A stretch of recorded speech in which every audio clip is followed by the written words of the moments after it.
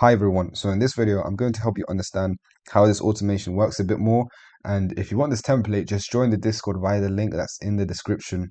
To start off, I'll show you a demo of the automation taking place and then I'll go into the nice details about how it actually works.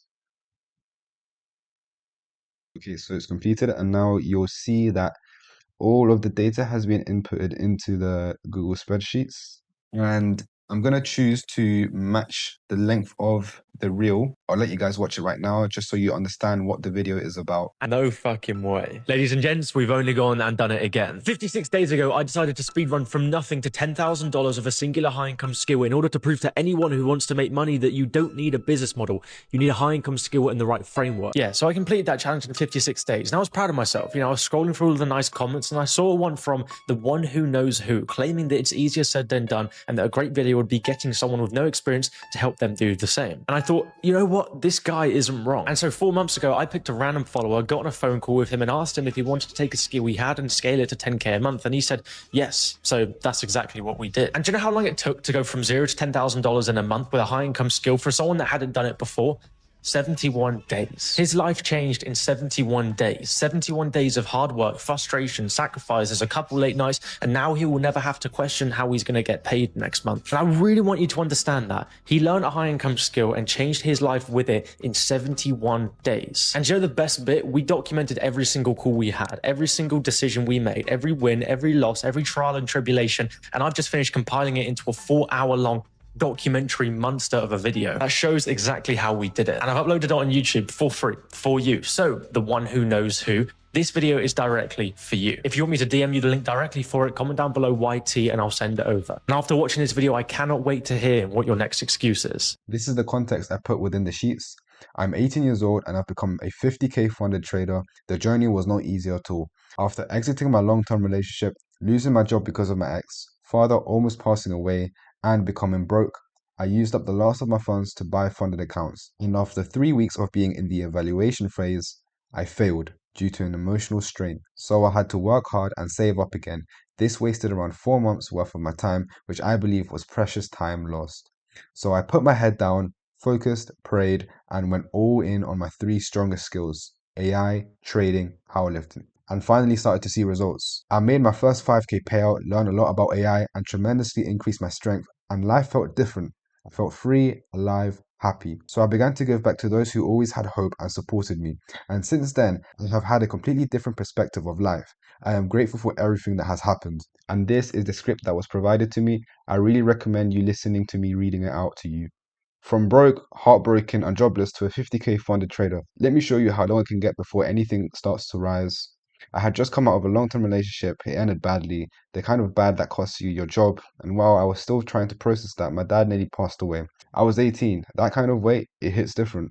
It forces you to grow up fast. I was down to my last bit of savings, and even then, I threw it all into my funded account evaluations. Not because I was smart, but because I believed in my skill. I just needed a shot. 3 weeks in, failed. I wasn't emotionally ready, and training doesn't wait for you to catch up. It exposes every crack. That failure set me back months. Time I couldn't afford to lose, but it taught me something I'll never forget.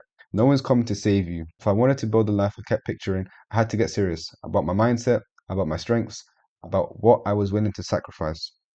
So I locked in.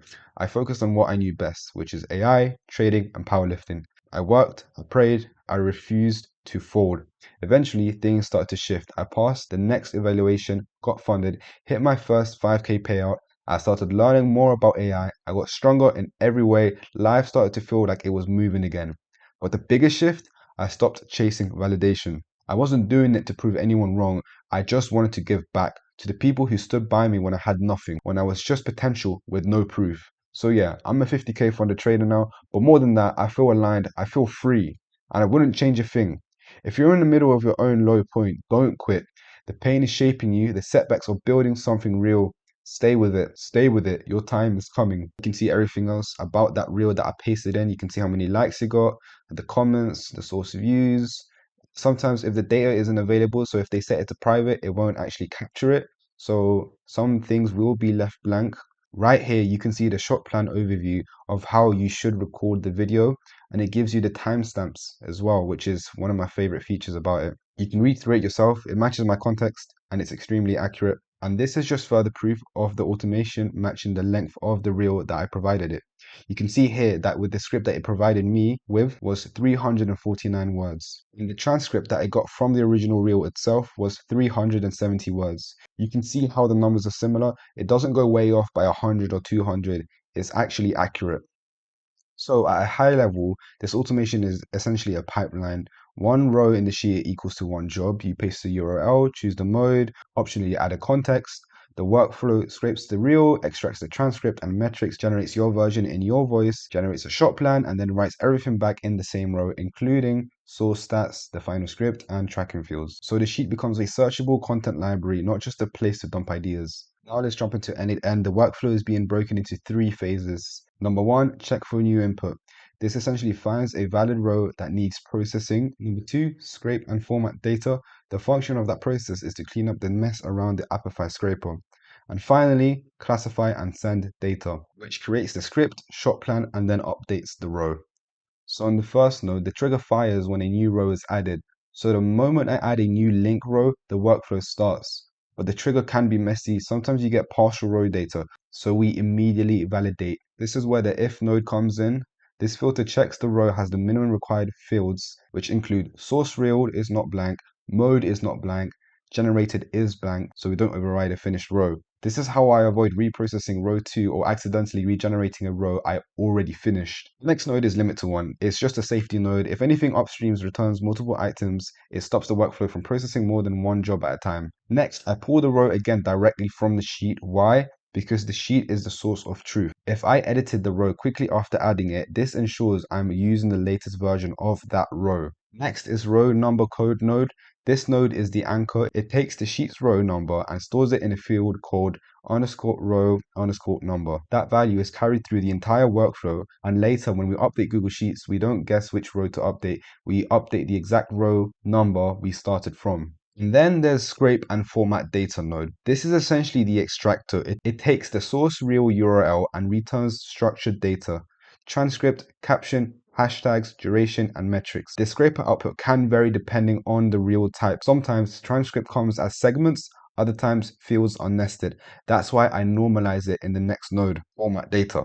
This node cleans and standardizes everything so downstream nodes don't break. It outputs consistent fields like Instagram URL, transcript, hashtags, views, likes, etc. This prevents the wrong row updated bug that happens when you scrape multiple items and the workflow loses alignment. Then there's the MSO code node, which stands for match, summary, lengthen. This node is the policy engine. It reads the mode from the sheet and calculates the word count targets.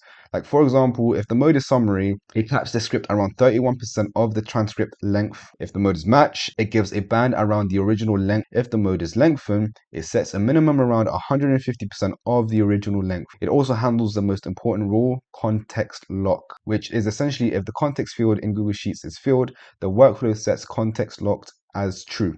And when the context is true, I blank out the transcript that the model sees.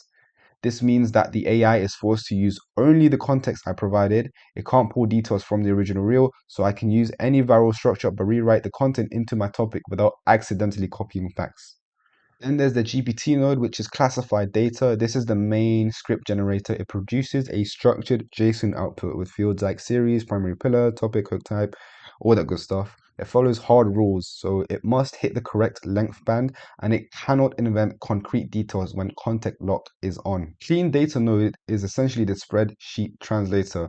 The GPT output is not spreadsheet ready by default, so this node passes a JSON safely, maps everything to exact sheet header names, calculates actual word count, pulls in scraped source metrics and source transcripts, and prepares the final objective to write back. This node is where I make sure my sheet stays consistent and structured. Sometimes the model gets close but misses the word count by a bit. This node calculates whether the transcript needs resizing. If it's a match script and it's outside the band, resize. If summary is too long, resize. If lengthen is too short, resize. This next node is a strict editor GPT. It rewrites the script in the same voice, doesn't add new facts, and hits the exact word target. This gives you consistency across runs, especially when you're generating at scale. This node is the final QA. It can trim or pad slightly and then enforce the rules one last time. If it still doesn't meet the requirement, it throws an error because I'd rather fail than write bad outputs into the sheet. Now, after the final script is final, I generate a shot plan. This turns the script into a shootable plan. timestamps, B-rolls, ideas, screen recordings, overlays.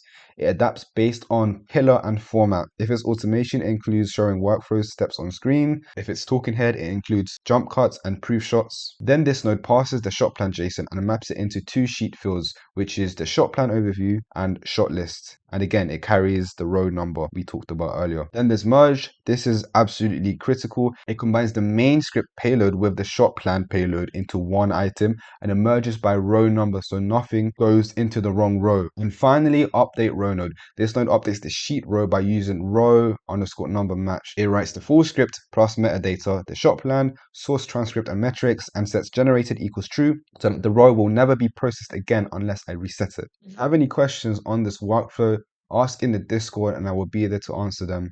Hope you enjoyed.